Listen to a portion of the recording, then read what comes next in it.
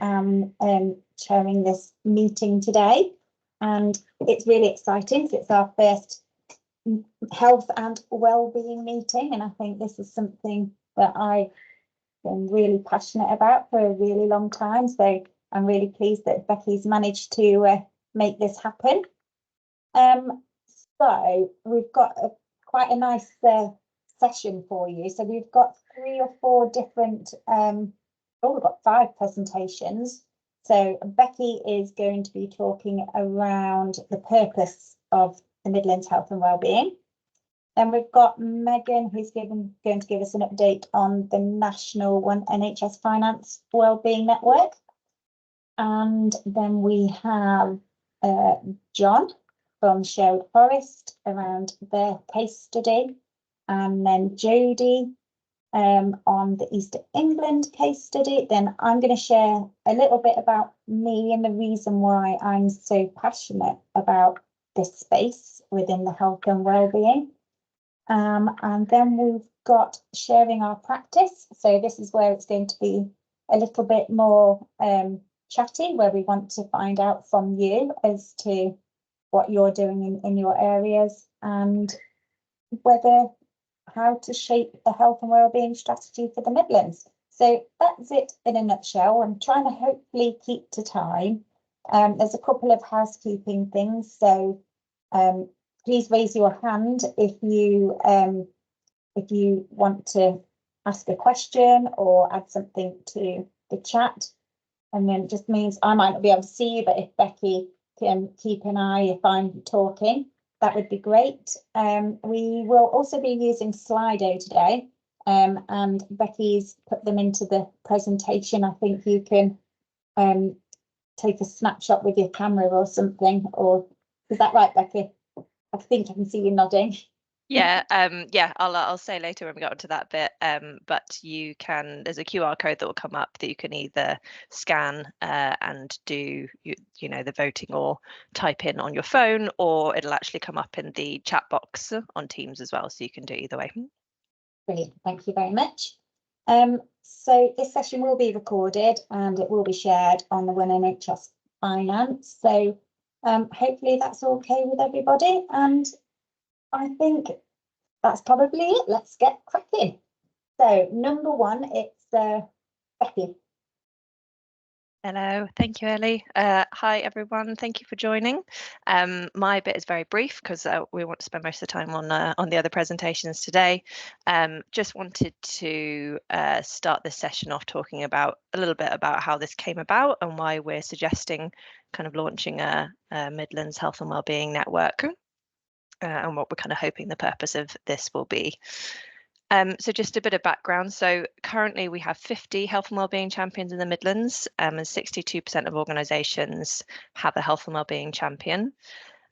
This is currently the fastest growing One NHS Finance network in the Midlands, and the number of champions has gone up by 35% in the last 6 months.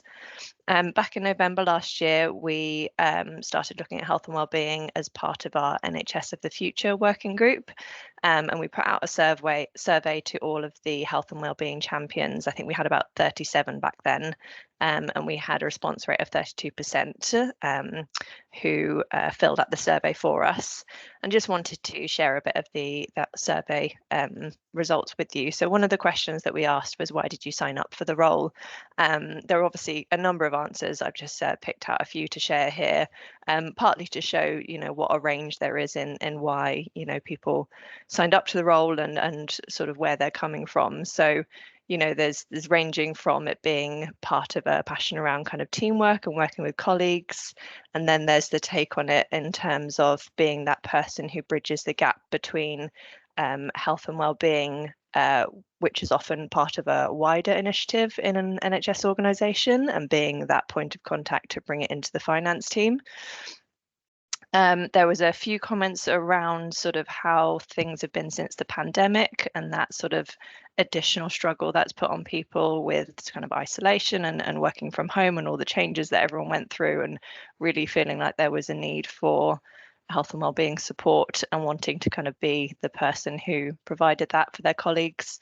And then there were a few comments like this one about being the sort of point of contact between this more senior management team and the rest of the finance team in terms of filtering messages upwards and likewise back down from the senior management and being that kind of one health and wellbeing champion. We also asked what people were doing as part of sort of this role. So that's just a few that I've pulled out from the survey, examples of the sort of things people were talking about doing.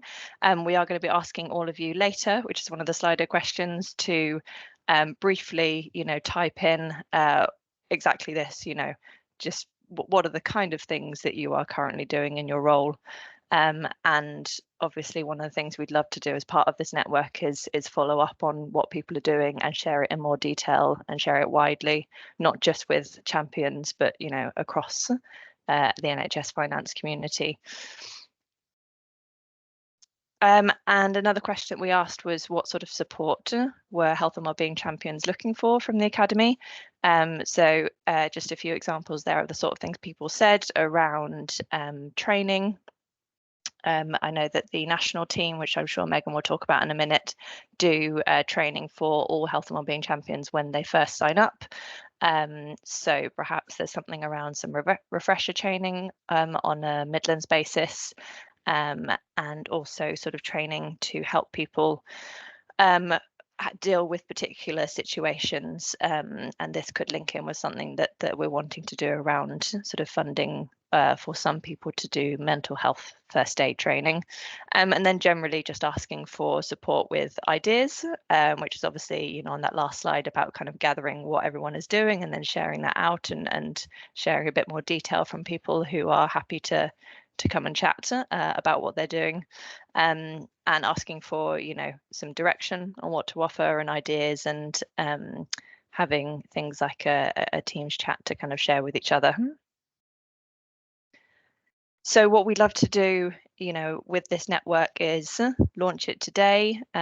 Again, we have a Slido question later to ask what you guys think in terms of kind of getting together as a network, and then whether you'd like to do that and how often maybe you'd like to do that.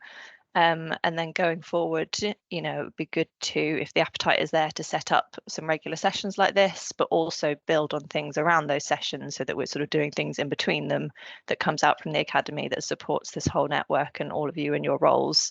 And as part of that, we would put together a terms of reference for the network.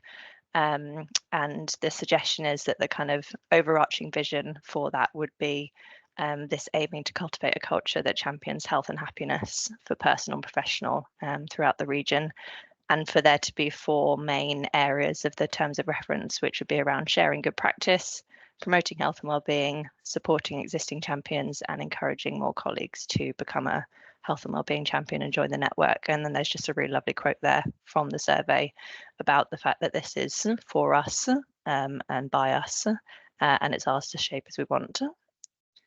And that is it for my bit, Ellie. I promised I'd be brief. Brilliant, thanks.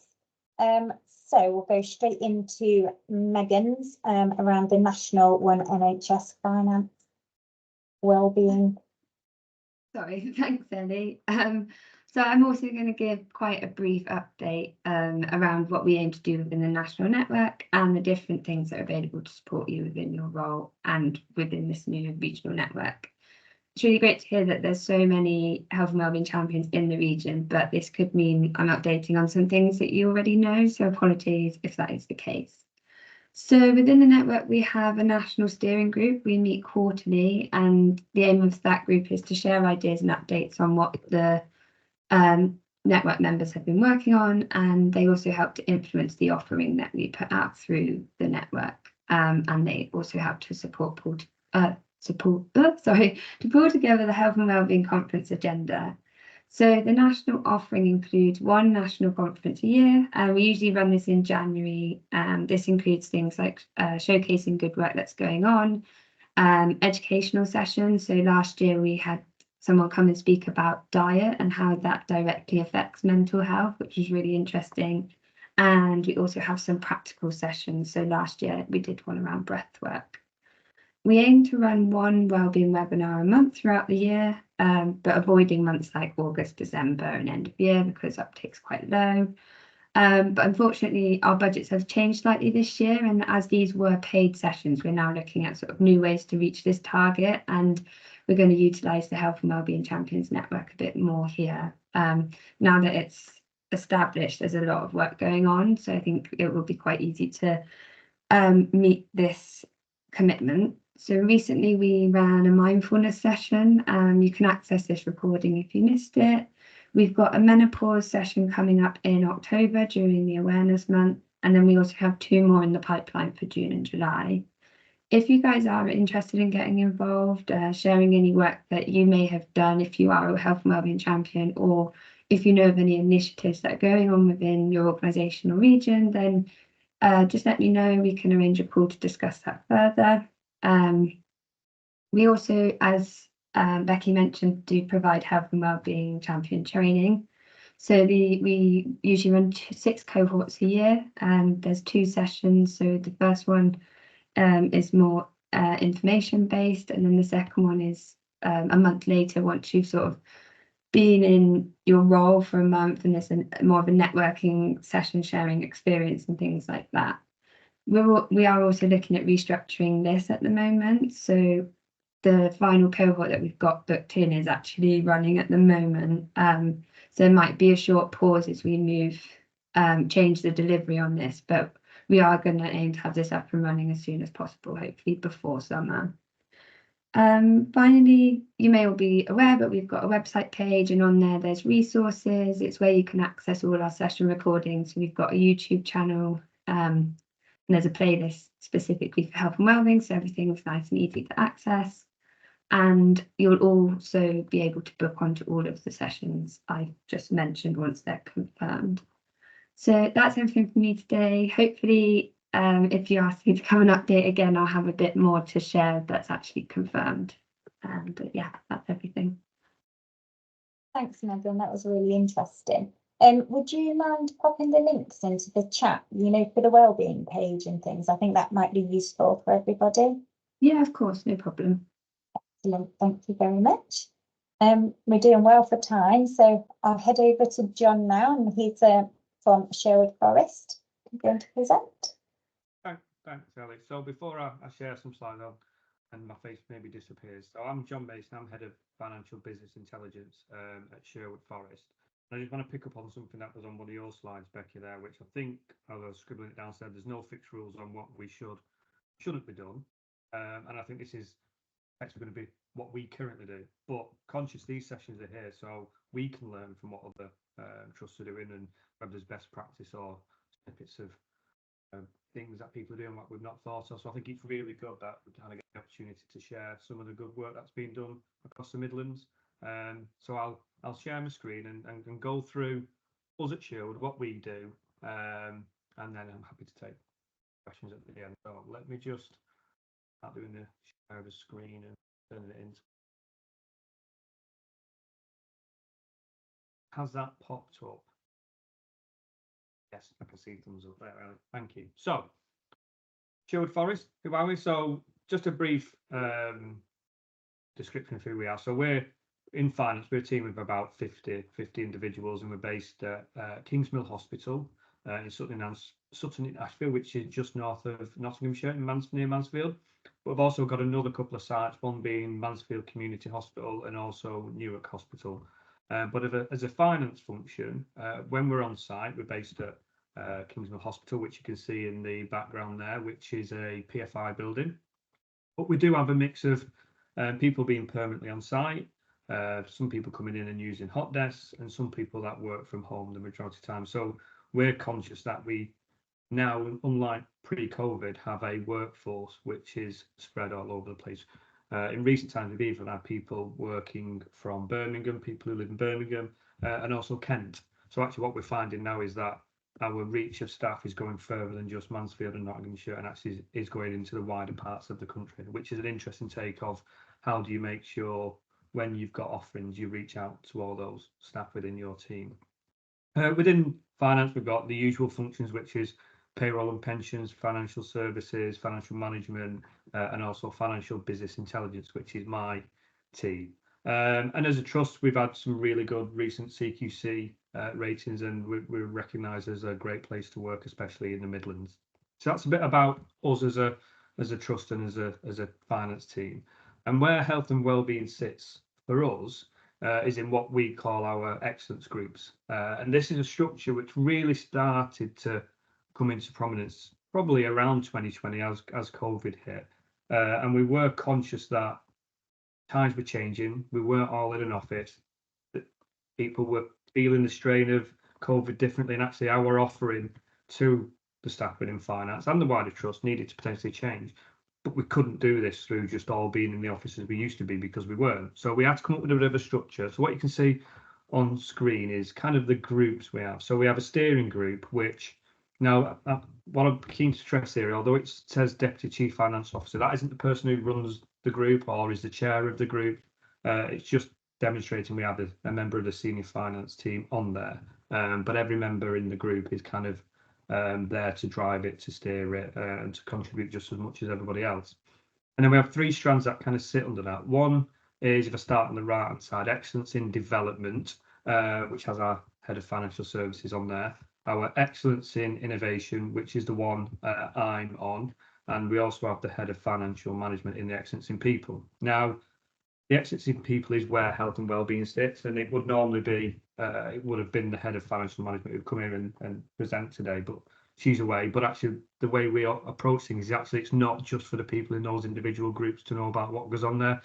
It's for all of us to kind of be involved in that and understand what work's going on. So the fact I'm here talking about health and wellbeing and the excellence in people group really doesn't make a difference, because it means just as much to me as it would do with the people on those groups. But we also have another couple of groups which kind of underpin those, which is a staff engagement group, which is our longest running group, which Ellie, you'll know a lot about from your time when we was at Sherwood. And we also have the Voice of Influence group. And the Voice of Influence group is a group that is for staff within bands 5 and below, where they have a forum where they can raise any comments, issues, without the fear of knowing who it's come from. And we have a very confidential route that those responses go direct to our Deputy Director of Finance or Deputy CFO, and she will act upon them without telling anybody where they've come from or what it's for. So actually that group feel like they've got a voice. So that's our excellence group structure and kind of how we operate. But for the purposes of today, what I wanted to focus on is the excellence in people group, which is where health and wellbeing sits. So what is the purpose of the excellence in people group? So what you'll be able to see on screen is 3, 4, 5 of the key main points. The top one being is actually developing and championing initiatives to support health and wellbeing, not just for our staff within finance, but actually for the wider trust, and ensure actually we're part of the wider trust and don't just focus on our finance side of things. So again, making sure we take part in the trust-wide strategies in relation to health and wellbeing. That's not all they do in the people group. Actually, they do focus on looking at best practice and making sure we live by the trust care values, which I imagine will be very similar across a lot of trusts you work for, but we'll focus on kindness, respect, appreciation, looking after each other. Also an element of promoting equality and diversity, again, within department and the wider trust. So we try and make sure we have allies of staff networks within the trust, making sure we're involved in carers groups. Staff surveys, another big part that forms part of the people group, and they do take on really looking at those results, looking deep into them, asking staff for feedback following that of actually how can we respond to that, how can we make sure we're a better place to work, and if there are things that are highlighting if they're not going quite to plan or scores are deteriorating, how do we focus on them and turn that around? So there's very much a proactive approach to let's just not assume things are all good, because we do like our structure, we think it works, but it's not to say it should never be changed. And lead on smart working. So this group was very much involved as we were going through COVID of how do we amend the way we work in the new world. Now we're not all in the office, and they do link in with all members of staff. So if you've got any ideas of how we can do things differently, link in with the people group. So people group is definitely where health and wellbeing sits. And what do they do then? So there's a lot of things that our people group try and organise and focus on and promote. So some of those will be having, I know that was one of these was on that earlier slide of a lot of the initiatives that are going on, and wellbeing walks, picnics, and what we try and do with those is we do them in work time. We don't focus on these have to be outside of work time, because actually we think it needs to be when we're all together, or promote us all coming together when we're on work time, because it's just as an important part. We're conscious that many people do work at home a lot, so putting things in the diary to promote people coming in and seeing other people is something we're really conscious about. And we do get a good turnout for people who aren't in the office, making the effort to come and see each other, often in nice calming settings, like we have a big reservoir opposite our main building, so sometimes we have it around there. There's quite a few parks. Being close to Sherwood Forest itself, there are quite a few green areas that we can go and access. So we do try and vary it as well, so it's not always in one place, so people have the opportunity to kind of get to different ones. Conscious we have people living all over the county and not just in and around Mansfield, and picnics as well. So we try and get a bit of food in there when we're doing these things, because everyone likes to enjoy some nice food every now and then. We do have a visible health and wellbeing champion. She sits within the Excellence in People group, and the wider team know who she is. So we make sure that we don't just have a champion. People know who she is and how to contact her and what they can raise with her. The people group itself do meet monthly, so we make sure it's always a team that meets, as with the other Excellence groups. So it doesn't feel like the whole Excellence group structure doesn't feel like a task and finish exercise where we've got to do something on health and wellbeing, we'll do it and then we'll stop and we'll disband and we'll never do it again. So we are conscious of that. So we do make sure the groups meet monthly. And what the people group do is they update. So we have fortnightly team briefs within finance. So at every team brief, without fail, the Excellence in People group will do an update and focus at each of those on health and wellbeing.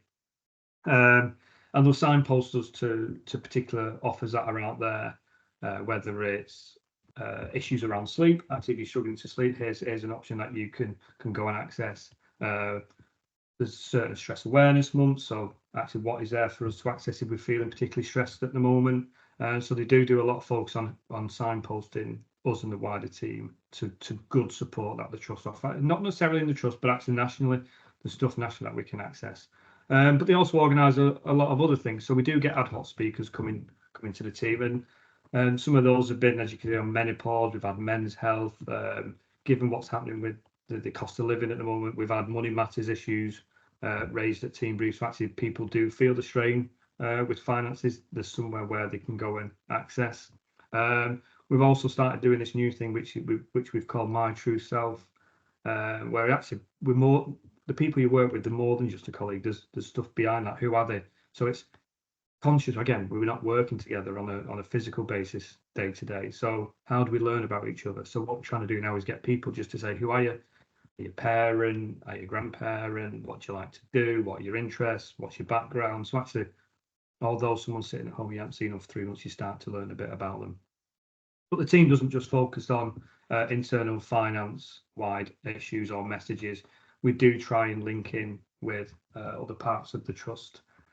So at Sherwood Forest, we do have certain staff networks, which we promote people to be involved in, or we promote people to be allies of. And so some of the staff networks we have are around ethnic minority network, we have a carers network, we have an LGBTQ network, we have a WAND network, which stands for We're Able and Disabled, and we also have a Women in Sherwood network. So when we talk about allies, although I'm not a woman at Sherwood, I can be an ally to that group and promote the benefit of that group. So we do try and make sure this is at the forefront of the wider finance team's minds, and do promote people being allies or actually joining some of those groups.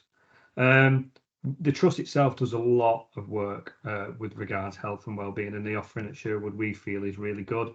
So what we do promote any of those initiatives that the trusts are doing, and get involved where we can. Step challenge being one of them, and I don't think we won within finance or corporate, given we're most of the time sat on our backsides when you've got operational staff always on the feet. But we do promote getting involved in that. But we also look at developing and maintaining links with other organisations. So I know the people group often meet with a Mid Yorks Trust, who have a very similar focus group, to do some learning, what are you doing different, what new things are you doing, and bounce ideas off them, really.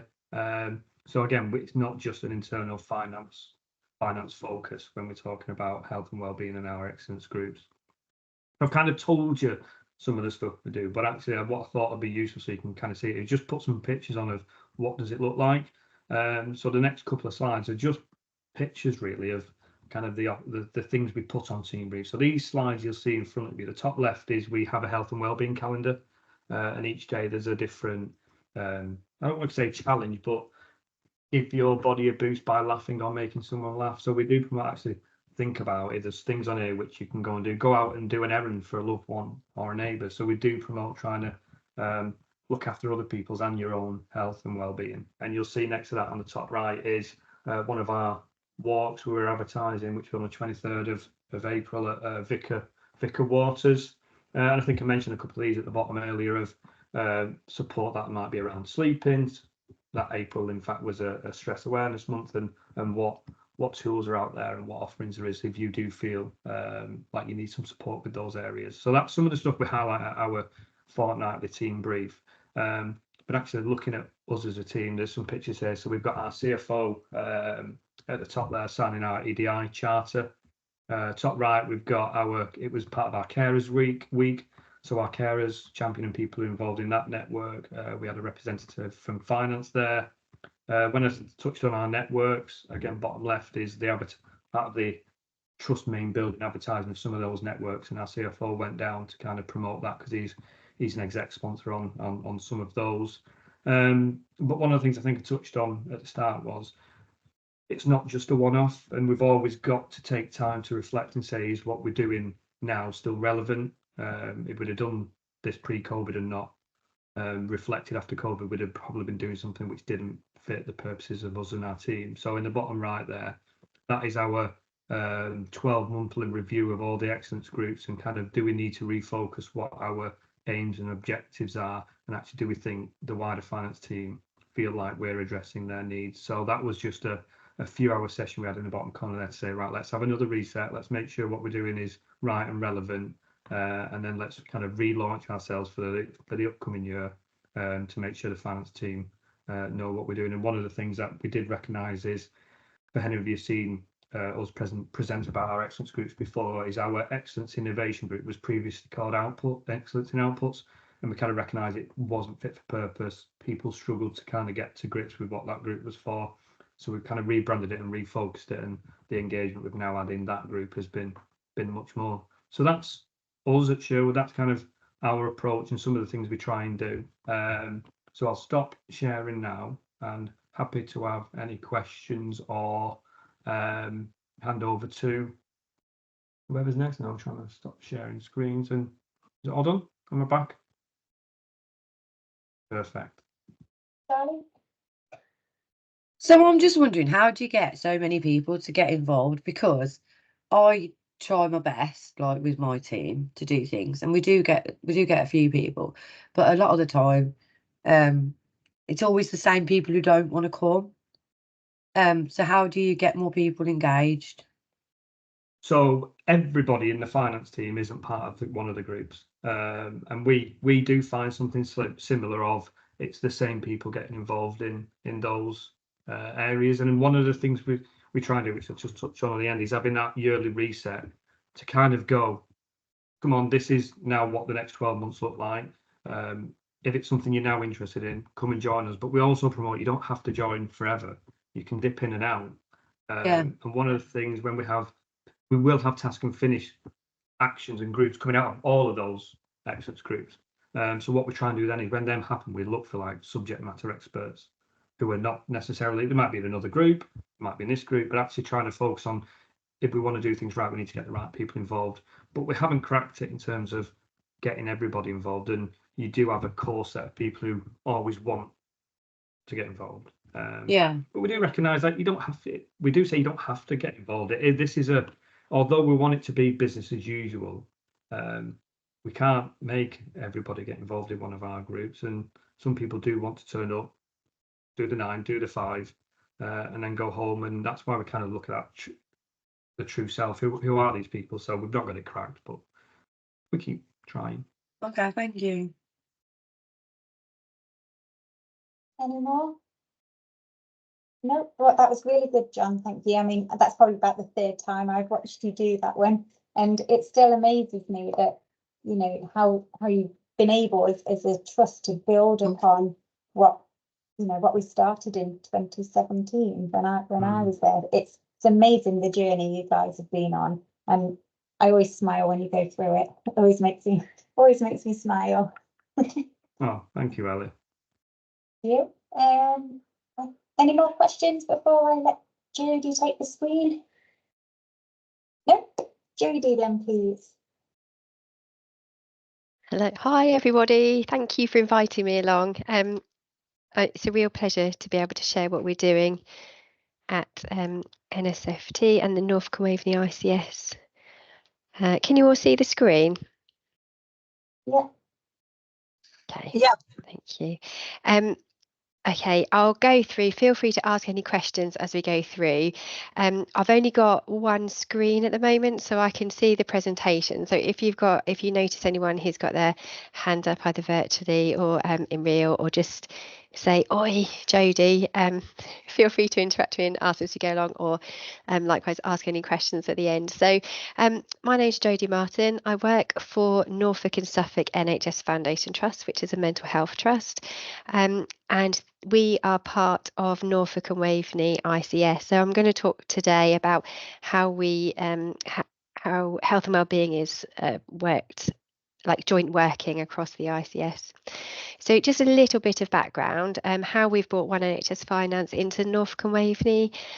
We've got an ONF forum at the top, so we'll meet monthly and we'll update the teams on what's happening, like any new strategies that are coming out, any new developments, update people on what's happening around ONF. And as underneath that, we've got all these different work streams. So when we created the forum, we were just one group, and we said, right, what do we want to do to bring One NHS Finance into our system?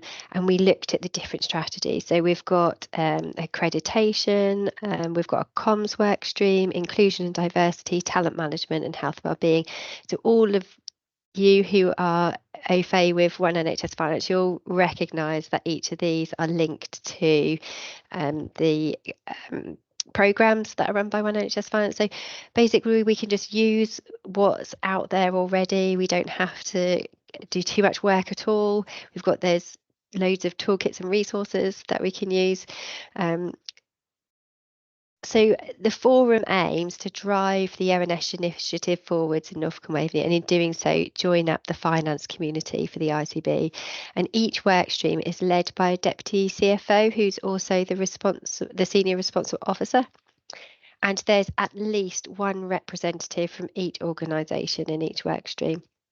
So who are Norfolk and Waveney ICS Finance? We've got the ICB.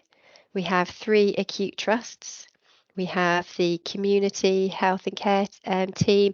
We've got NSFT, which is the mental health trust, and we've got EC, who are a social enterprise. So there's 7 of us in our ICS, but we also have the East of England Ambulance Service, because they are geographically located close to us. So most of these organisations are around Norwich. I think there's 5 in Norwich, 2 on the East Coast, 1 on the West Coast.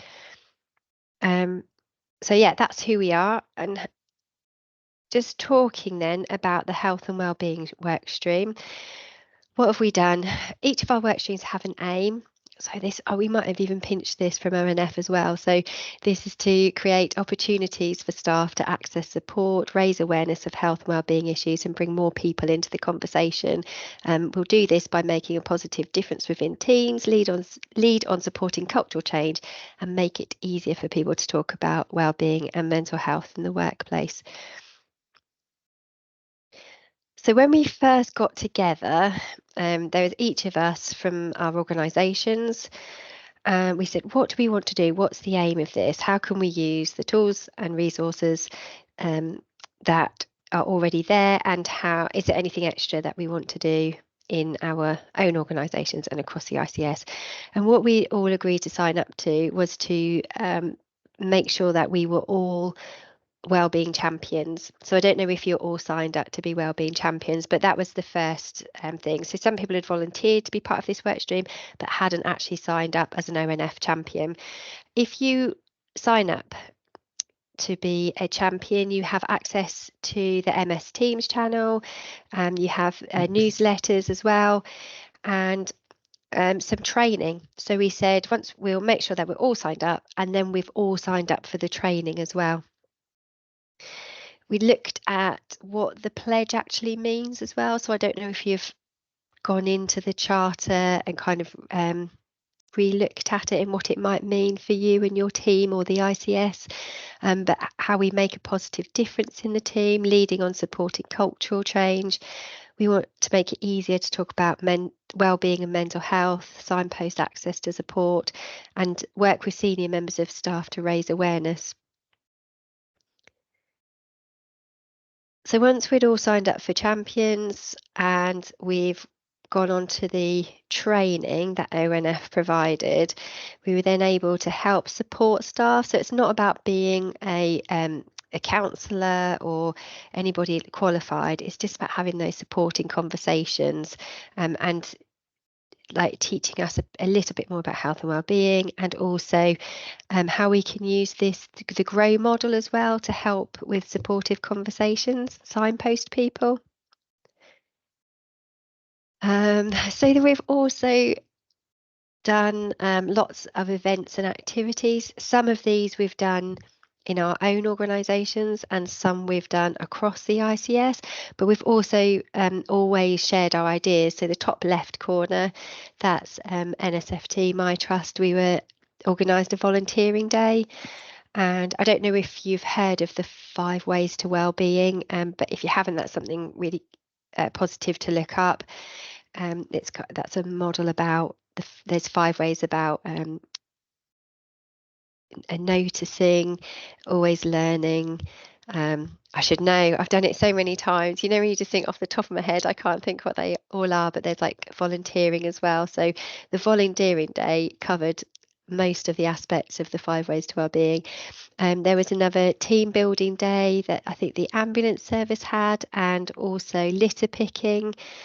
A couple of hours litter picking as a team to get together, also as an ICS, and these are really good, and if anybody wants to do it, I've got the quiz questions and answers as well. So about every 3 months we hold an ICS quiz.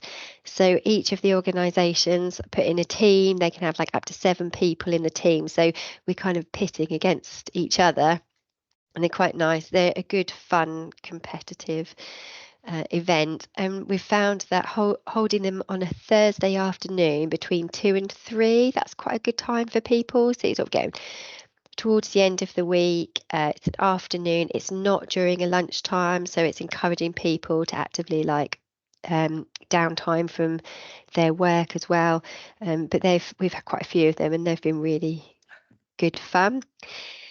These are ICS wide events that we've held.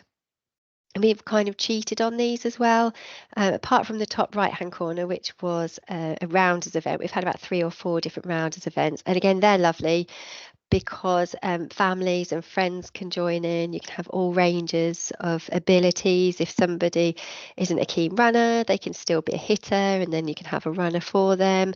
We've said bring a picnic.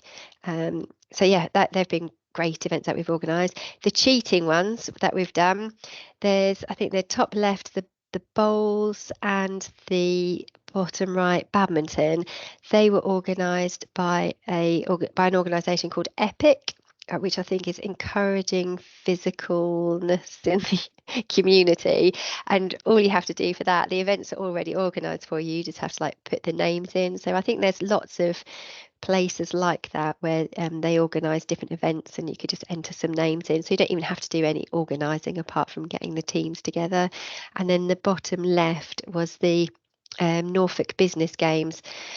with that, I think we entered 3 different teams, but we mixed up all the team members, so it encouraged networking, rather than having like one team for the NNN, one team for NSFT. We mixed it all up as well. And we've done bowling. We had a bowling event last month, and there was about 25 people came from 4 different organisations. That was really good fun. What else do we do? We share resources. So this is on the Health and Wellbeing Champions MS Teams channel that I was telling you about. If you're signed up for a Wellbeing Champion, we'll have a look what's on there and then say, oh, seen this, have you seen this? This looks really good. We could take it in within our own organisation. And we've also posted our own things on there. So we've posted the Can Do manual, which our community trust came up with and shared with me, and then I said, oh, let's share it on here. And basically it doesn't have to be like for men's health or man MOT, but it just gives lots of different ideas to do to make your life more active. It's not just about active, it encompasses the 5 ways to wellbeing again, which is why we really liked this. Other things that we've shared between us as an ICS, wellbeing plans. This is something that my organisation had as part of our trust-wide communication, particularly around when we had the, I can't think what it's called, where, I don't know, I'm losing my mind today. The financial, I want to say financial crisis. Somebody help, shout it out. Where it wasn't the financial crisis, cost of living, cost of living crisis.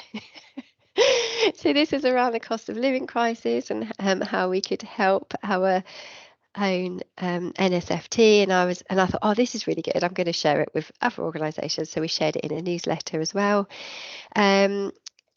Thank yous. I don't know if you've seen this. I wasn't aware of this, and then the ambulance service shared it, and I use it now quite a lot. So on MS Teams channel, there's this little rosette, and if you click on there, it comes up with little praise that you can send to people, and then you can pick like if it's to do with leadership, inclusive, coach or growth, and then add a little note, and it just comes through to the other person with a nice little message as well.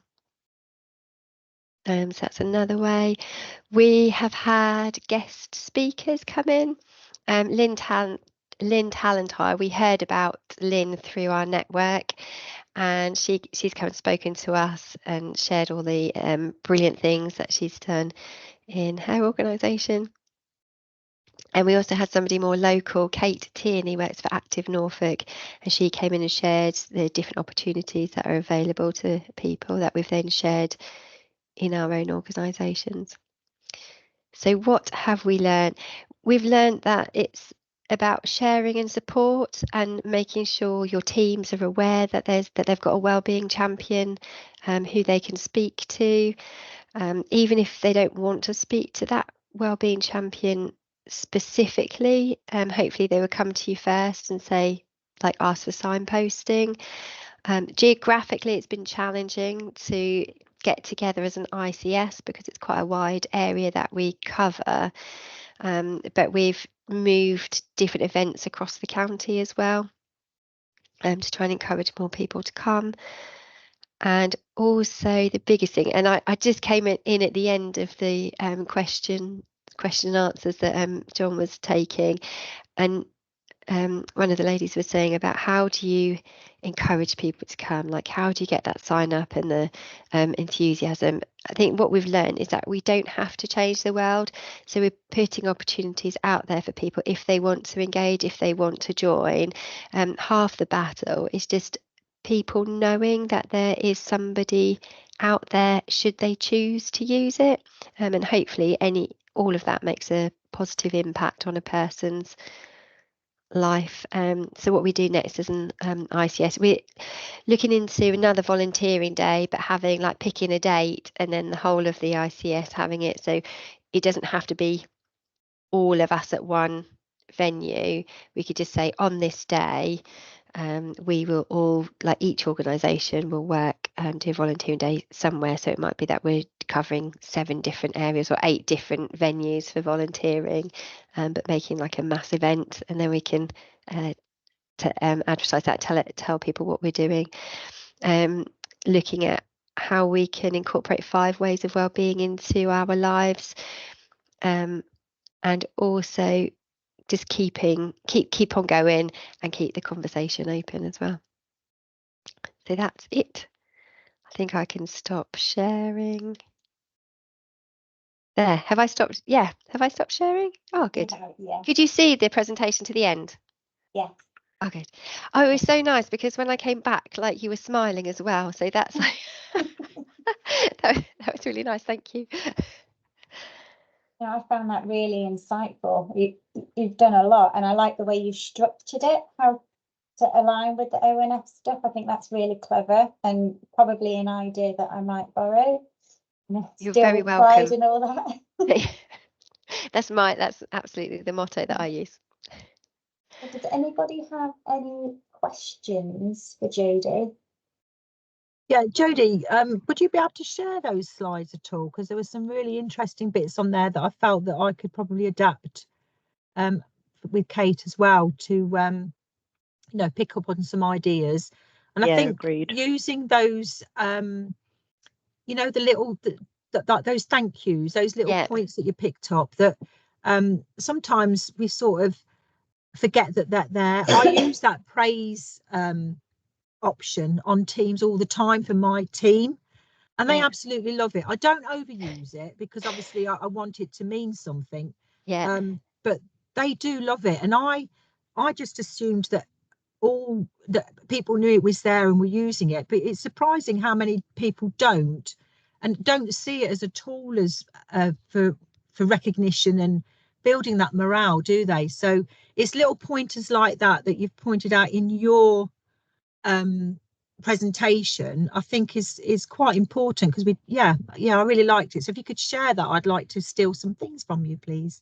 You're very, very welcome. And I think Becky's going to share it at the end of the. Oh right, yeah. Great, lovely. She was already on it. She's like, can I send them out? Yeah, some really interesting points.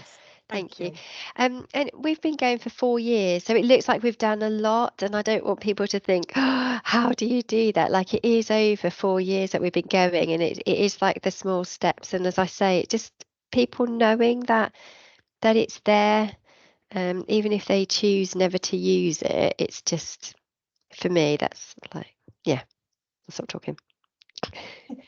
No, I've actually learned something. I didn't know you could do that in Teams. I'm going to have to give that a go. Didn't know that at all. I didn't know that. I use it now. I think I'll use it as well. That was really, that's the one bit I think that's stuck in my mind. I've got to use that little bit to say a thank you. No, that's brilliant. And thank you very much. You're welcome.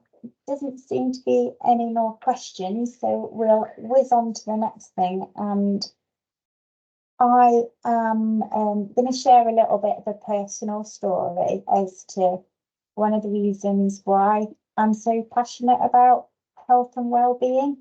So here we go. Let me just put the slides on. Right. Just checking that you can see those, and I'm not. Yet you can. Brilliant. Yeah. Okay. So, a little bit about me. So, I have been in and out of hospital for as long as I can remember. I've had 5 major surgeries. Married in 2002, qualified since 2009, and I was diagnosed with my condition in 2010.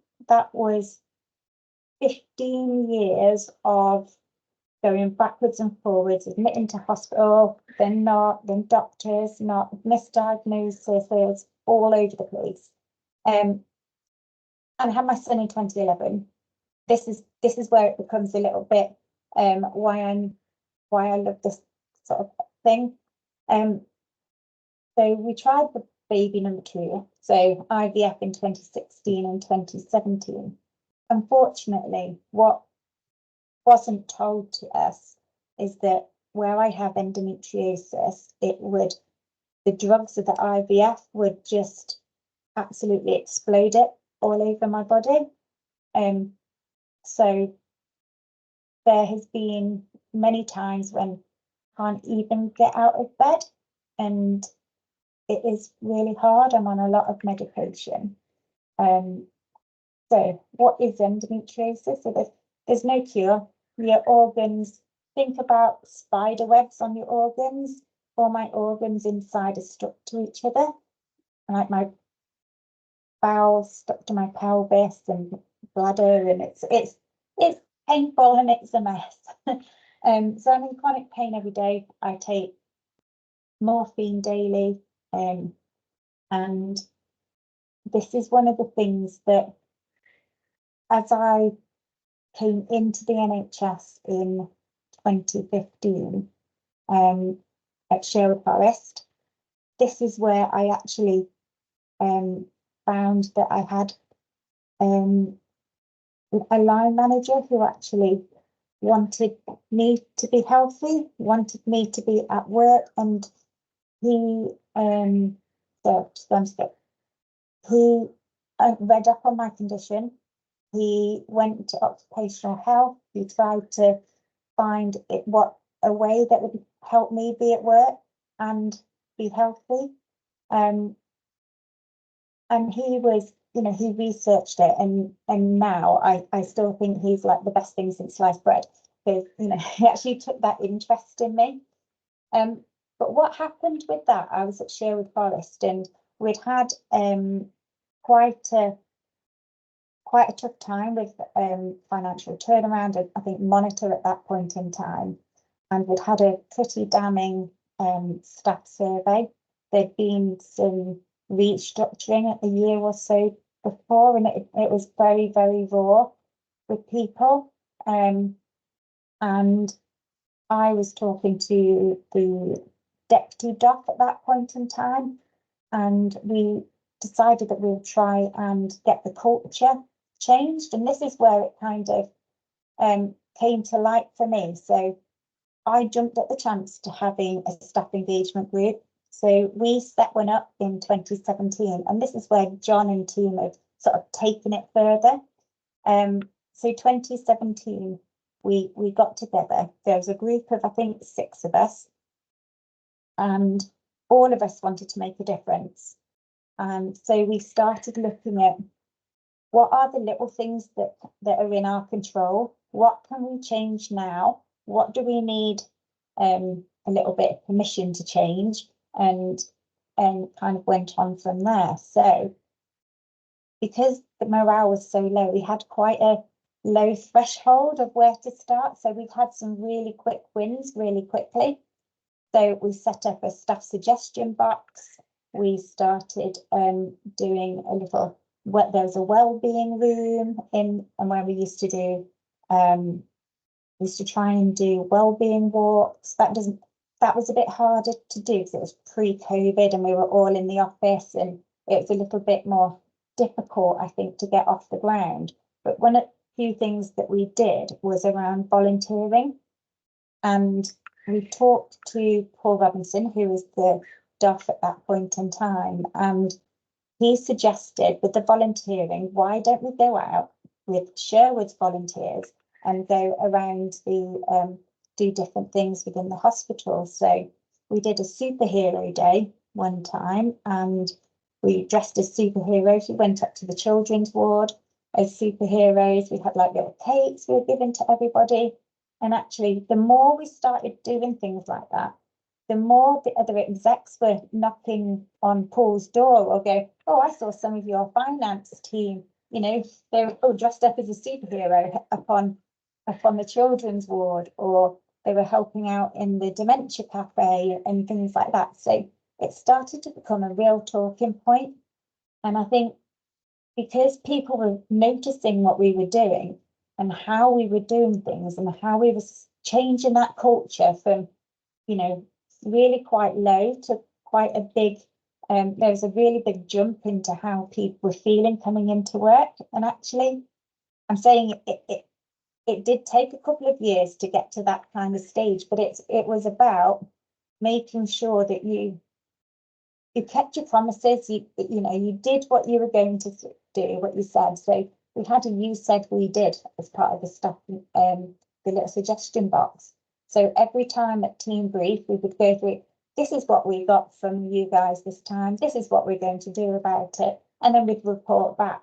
And it was a nice, people could actually see that we were doing something, we were trying to help them. And I think as time went on, we got more and more involved. So we ended up that we did the first ever finance conference.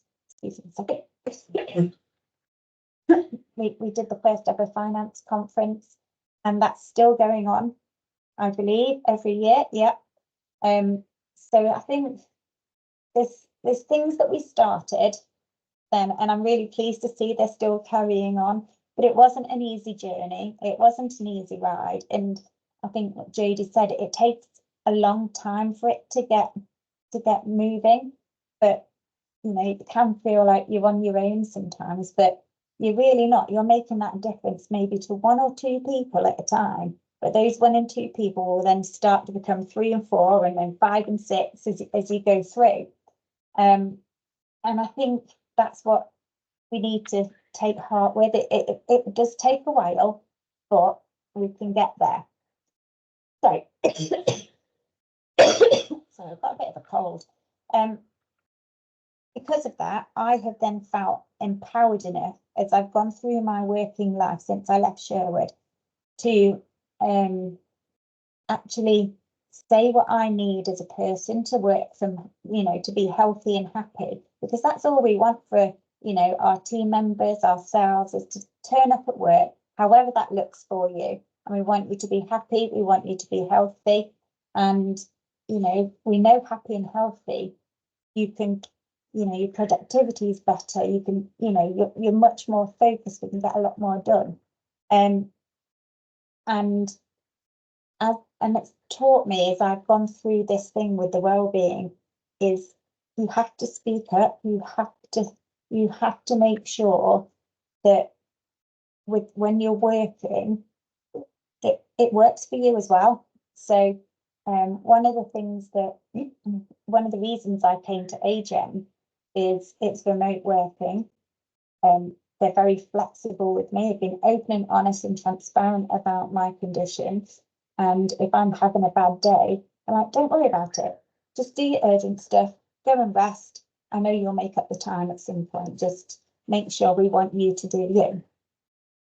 And this is why I want to normalise that health and wellbeing isn't a one size fits all. There's so many things that come under this umbrella, and it's not about, it is more about feelings and sort of fluffy stuff. But you know, that fluffy stuff means something, and it helps everybody.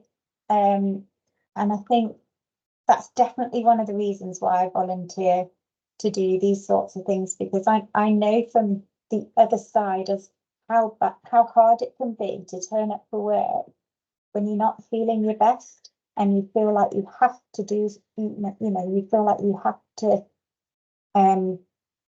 turn up, otherwise, you know, it's look bad on you and all that sort of thing. Actually, you know, when you're open, transparent, and you have an organisation that absolutely, you know, helps with that ethos around the health and well-being, you can actually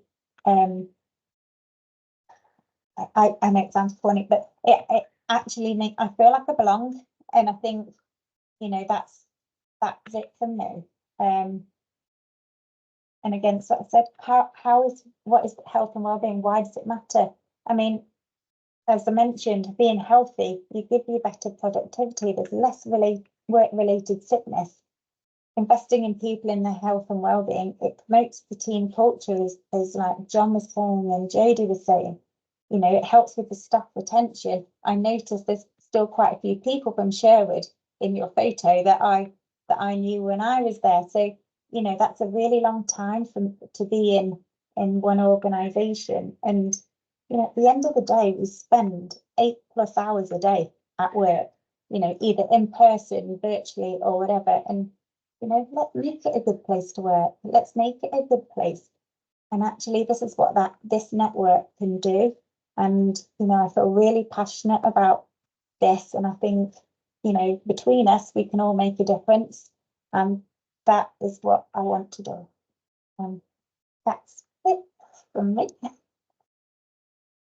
So, Ellie, can I thank just say you. you're chairing today, so you can't really sum up your own session. So can I just say how amazing that was? Yeah. I'm sure everyone would agree.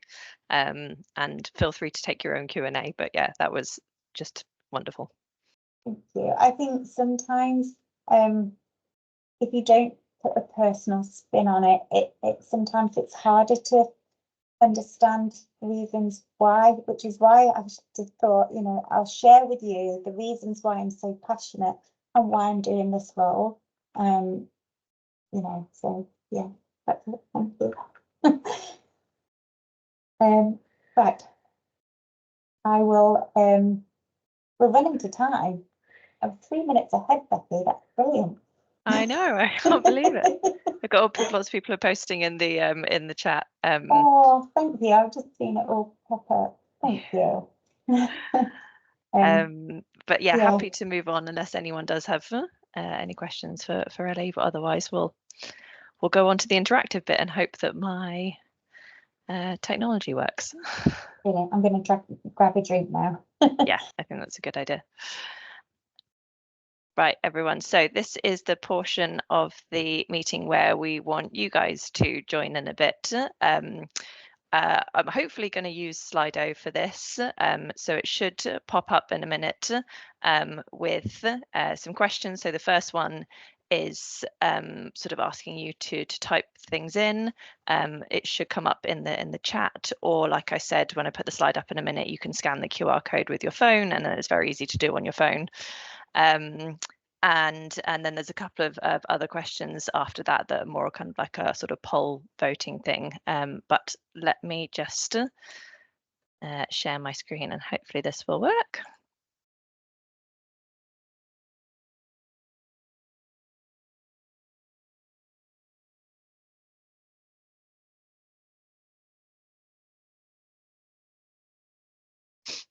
Right. I think I'm going to have to go through the slides from the beginning. Sorry. So we've been through all of this. Right. So this is about asking you guys, what do you do? So hopefully the question is coming up either in the chat, or if you use the QR code, and you can just type in. Obviously we're doing this live, so you don't have to write in extreme detail, but if you can just give us a flavour of the sort of things that you're doing as part of this role in your organisation or your system, and that could be in your finance team, or it could be as part of kind of the wider organisational health and wellbeing initiatives. So yeah, coffee and chats from Pam. So yeah, I'll give it some time, Ellie, for some people to share, and then perhaps we can sort of have a look and see if anyone wants to give us a bit more detail on the sort of thing they're doing.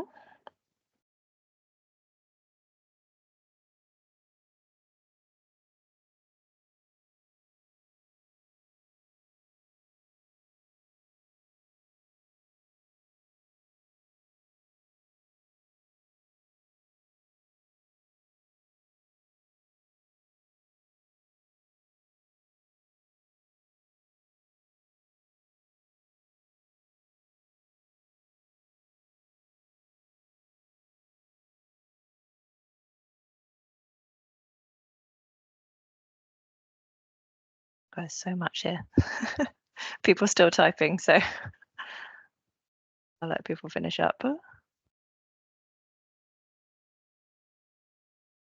I love this. It's great. Yeah, this is great.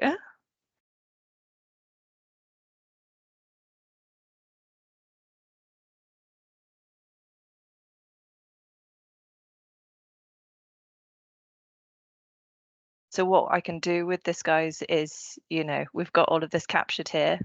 So when I share the slides, I can share this, but if everyone is happy for me to, not only with, just this network, but we can share this on the One NHS Finance website, you know, under the Midlands Academy, just as a little snapshot of the sort of things that people are doing for health and wellbeing in their organisations.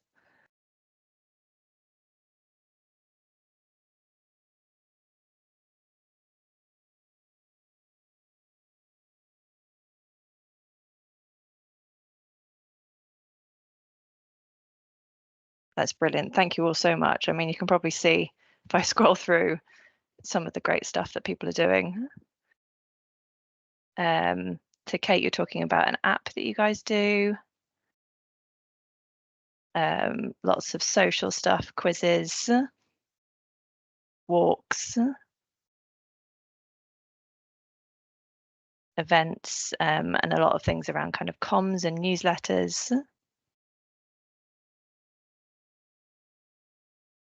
Coffee and chat seems to be a sort of a format that a lot of people use, which is really nice. Scavenger hunts, like that. Mindfulness sessions. I'm glad that this has given someone a lot of ideas. Talking about wellbeing on team meetings, yeah. I mean, so that's a great flavour of what just the 20 people, you know, on here. Like I said, there's 50 health and wellbeing champions in the Midlands, so there's so much that is happening, and you know, what a great network to pull that out and share it with each other and help each other with these sorts of things. Shall I pause there, Ellie, in case, does anyone want to put their hand up and talk a bit more about what they're actually doing? Sort of expand on what they've typed here. I can't see people's hands, Ellie, so you have to let me know if anyone is volunteering.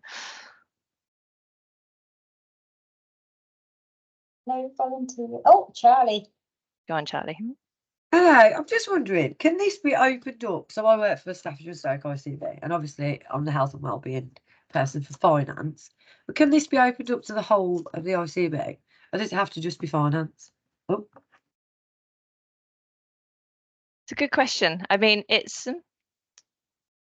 you know, the One NHS Finance health and wellbeing champion role is specifically finance, but what a lot of champions are doing is they are saying, right, I'm the connection to the rest of the health and wellbeing stuff going on in my organization.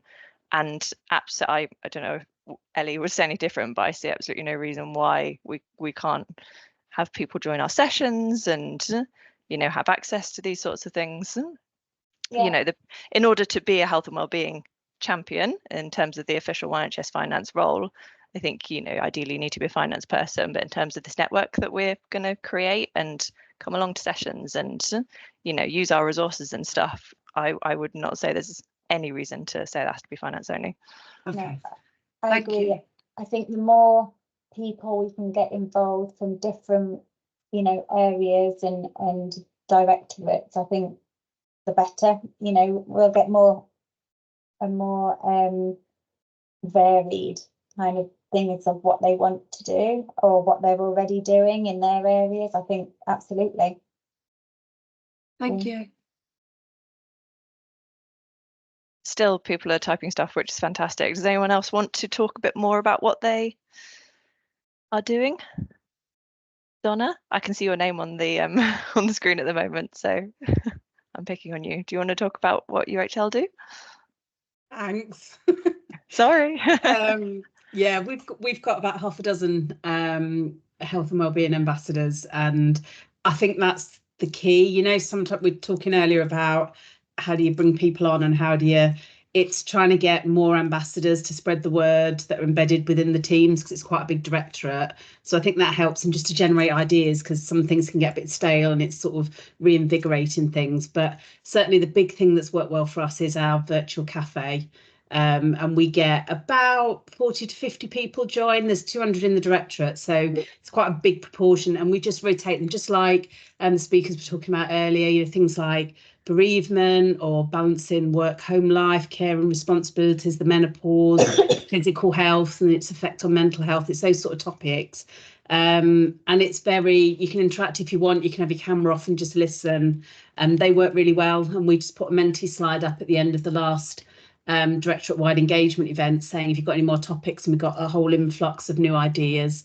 I think Menti is really good when you talk about health and wellbeing, that you can get people to really share either how they're feeling or suggestions or things they want you to do without having to put their name against it, without having to explain why. So I absolutely love Menti. But yeah, so we're just trying to do stuff, social events, just keeping that message, as other people say, keep that message going, because people will dip in and out of it depending on where they are in their lives as well. So they might want more support at a certain time, but feel like they don't need it at other times. And it's okay for people to walk away and then come back again. But yeah, so there's lots going on. I love it. It's great, and you do feel it. You feel it coming back from people. You know, the more you put into this sort of area, it absolutely does affect productivity and people wanting to stay and retention and stuff like that. Thanks, Donna. Anyone else? Does anyone else want to chip in, say a bit about what they're doing?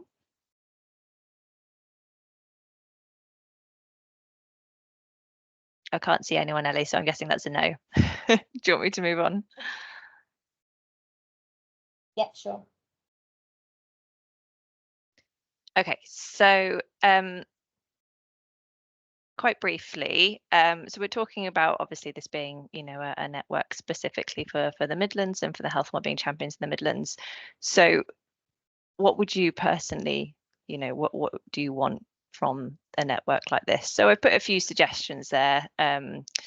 You know, it could be you want some support, or you want it for networking, you want to steal some ideas off people, pinch for pride, you want to help celebrate success. I mean, I'm sure that a lot of people are putting, you know, some or all of these, and then the other is there for if there's anything that you really want from this network that doesn't fall under any of these kind of quite broad categories. And just to be warned, if you put other, it would be really nice if you if you join us and say sort of what it is that you like. Of course, now I've said that, no one's going to put that.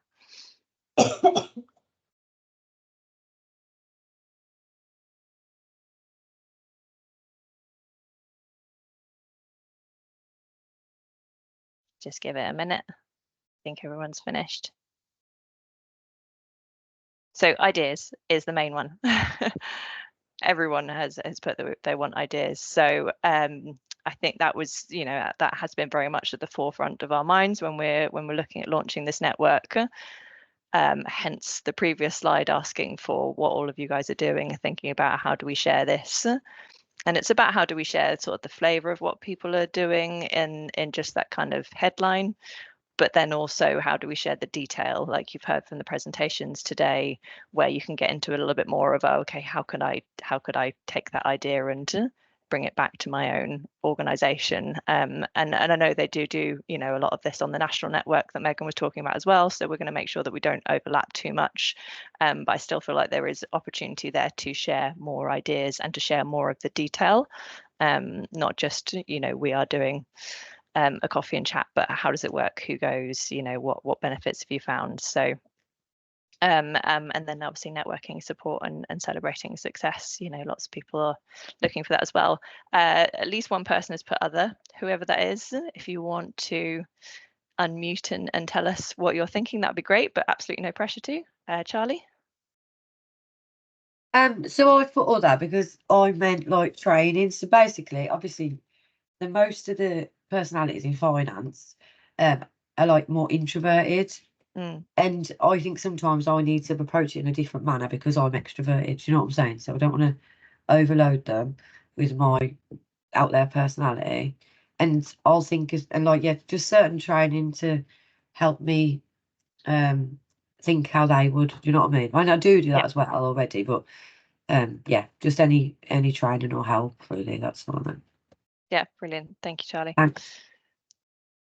Okay, well, we will take all of that on board. And I think the last question I have for everyone is just around getting together. So we've done this, we called it a pilot session because we didn't want to just say we're going to meet, you know, regularly, and we didn't want it to feel like there was meeting fatigue for people, because there are a lot of different networks and sessions that a lot of you join, and you know, all of this is on top of your actual day job. So we only want to do it if you if you feel it will be valuable and beneficial.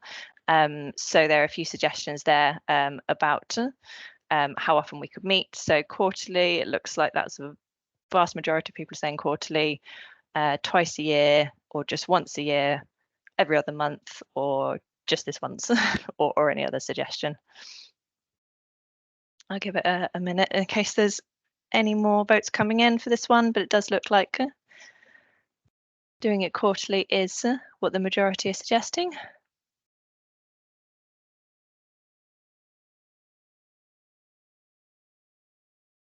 Brilliant. Yeah, I think, yeah, that seems pretty clear. So we'll obviously take this back with our the Academy's NHS of the Future working group, which is where this has originally come from, and we'll look at moving this forward and take the feedback on board in terms of how often you guys would like to meet and what you'd like from the network, and put together a bit of a sort of a wider strategy which we can share with all of you about what we're planning on doing. So back to you, Ellie. Yeah, so I've just literally put into the chat because quarterly's winning. I was thinking we can maybe frame it to go with the seasons of the year. So obviously winter, you're more focused on the whole mental health thing, because winter's really tough on people mentally and things like that. So maybe we can structure it like that. So if anybody has any thoughts, please pop them in the chat, because I think that would be really valuable. This is what we're all here for. Let's just use our collective minds and put something through together. I chair the NHS of the Future as well, so if anybody fancies joining that, speak to me or Becky. Just a little plug for you. We look at lots of things, and this is just going to be one part of it, but actually the more the merrier. We need more brains and hearts in with it. So next steps, Becky's going to share the slides to everybody. If there's anything anybody thinks of after this meeting, you think, oh, I should have asked, or I should have done this, or I should have done that, just either email me or Becky, or me and Becky, and we'll put together a few little when we're meeting, and it's just the future, yeah, soon, 5th of June, so it's quite soon. We're going to reflect on this session as a group, and we're going to sort of say how we're planning on taking this forward. Yeah, so if anybody wants to come along on the 5th of June, let us know. It'd be really good to have somebody who will be able to support this side of the work stream with me, so that would be really helpful. And terms of reference, so Becky's going to send those out as well. I know you flashed them up on the screen. Yeah, so I'll do a proper document because I wanted to wait until we had a suggestion of how often to meet and stuff, because obviously that'll go into the terms of reference. So I'll draft that up and I'll send that out with all the presentation slides from today. Apologies to everyone, that probably will be Tuesday because I pick my little one up from school in 10 minutes and Monday's a bank holiday. So so I haven't forgotten if you don't get them till Tuesday, but yeah, I'll send out the slides and the terms of reference. And I think those are the kind of main ones I was going to do. And then obviously we'll hopefully get organised to set up meeting dates for quarterly. So I'll send them out for, for a 12-month period and get that in people's diaries. Brilliant, thank you. And I think, all that's left to be said is have a great bank holiday weekend, everybody, and really appreciate you turning up and supporting us with this. So thank you very much. Thank you, same to you. Thank you. I hope it was helpful, and yeah, thank you. Have a good weekend, holiday. Everyone. Yeah, have a good bank holiday. Bye. Bye. Thank you, everyone. Thank you. Thank you.